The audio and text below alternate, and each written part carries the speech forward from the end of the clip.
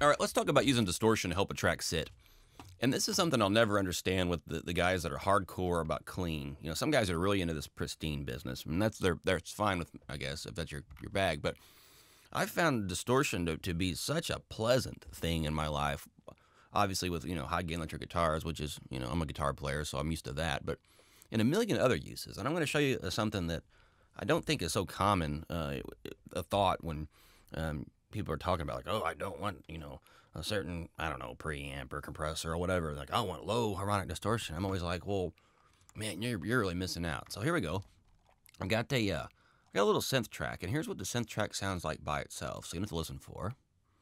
Yeah, I've not done anything to this. Let me make sure, just in case.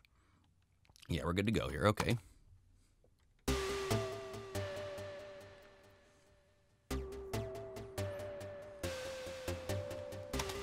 It's a very odd sound. That's in silence. That's a really complex thing my buddy Minivan's made up.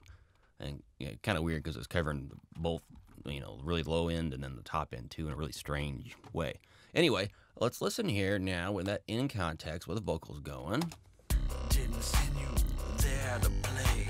7 foot tall, 9 foot arms. Get that water back to the farms. And I'm really, there's certain notes that it sounds like it's 400 hertz heavy where it kind of goes, and particularly on the second half of this, if you look here, take a listen one more time. 7 foot tall, 9 foot arms. Get that water back to the farms. 7 foot. And so what we're going to try to do is, well, there's two complications. One, we have the brighter stuff bouncing around, which I already showed you, the kind of arpeggiated, delayed, whatever that thing is. And then we also have that kind of that lower end thing that gets dull, or lower end thing. And so I'm trying to figure out what to do here, and I tried a few different things. My first instinct was to fire up the EQ and go ahead and sweep through there and try to find that dull junk. And I'm sure it's around 400, but let's find it. Get that water back to the farms. 7 foot tall, 9 foot arms. Get that water back to the farms. 7 foot tall, 9 foot arms. Get that water back.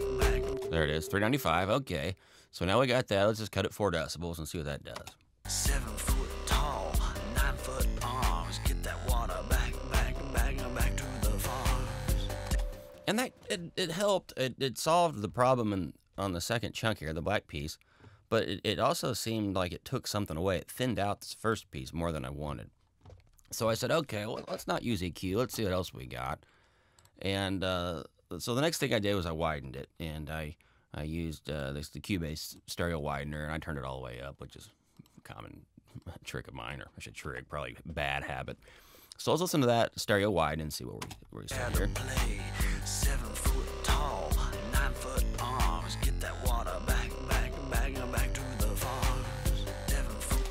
And I'm still having issues with the bouncing, whatever those things are, and I still don't love that whatever it is. But what I like is the bounces are now separated a little bit. So that's a good thing. But all this is kind of going on in ways that I don't love how the transients are jumping through and kind of getting into vocal territory just a little bit. There's a little bit of a clash. And I don't know it's a frequency clash. I'm looking at it more from a creative, artistic-y perspective in this case. So anyway, I fired up Camel Crusher. And I think I didn't even change anything other than the output level of it. And of course, Camel Crusher by itself will annihilate things pretty clearly. I mean, it's got a camel right there. That tells you a whole lot. So let's listen to it. I'm going to solo it so you can tell, say, before.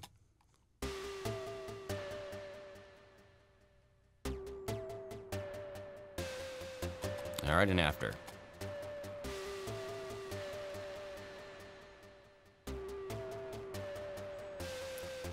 All right, and in that particular context here, with it soloed, well, all it did was ruin it, really. It just sounds like crap.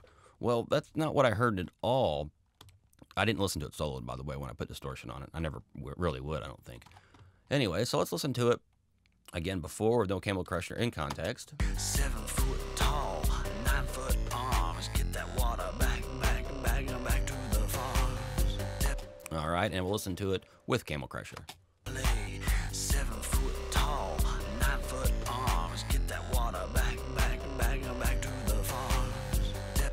What I'm hearing, well, except when I hit stop and I hear that awful distorted delay, is for one, it's more there, and that's a common thing when we compress harder or distort, which distortion all it really is compression taken to the extreme. But anyway, so we're hearing a more there sound. The little stuff is brought up, particularly the delays, and so the sound kind of becomes, instead of being dun dun, it kind of becomes dun dun dun dun dun dun. It kind of keeps going, and it becomes more of a sustaining thing. That's fine, but all that is really irrelevant. I mean, the fact that it smashed and leveled down and brought some quiet stuff up, whatever. I kind of liked that from a creative standpoint. What I'm more interested in is how the vocals fit this. So let's listen again from, just focus on the vocals like you're a girl at a party or something. All right, no distortion. Play 7 foot tall, 9 foot arms. Get that water back to the farms.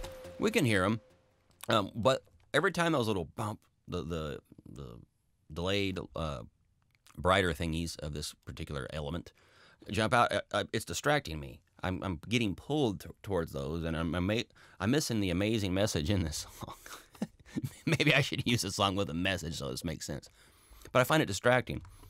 But when I distort it, and we're going to take those transients, we're going to smash them way, way down, I don't hear that distraction. All I hear is kind of this pleasing aura down there. So let's listen again.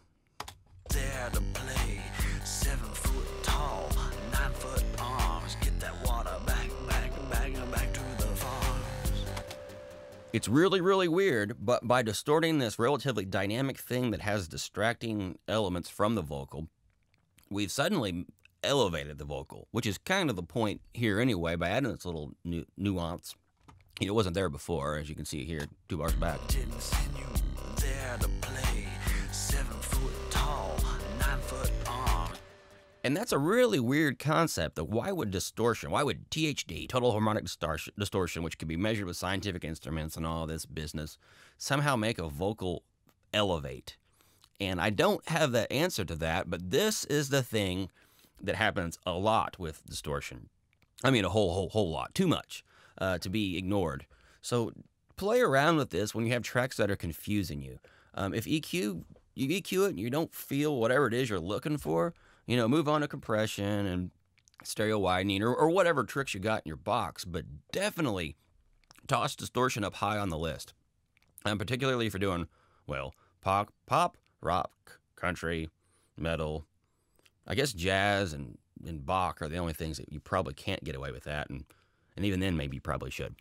So anyway, make sure you're trying distortion in ways that maybe you didn't expect, because it has uses that are entirely underrated in my opinion. All right, guys, thanks. Bye.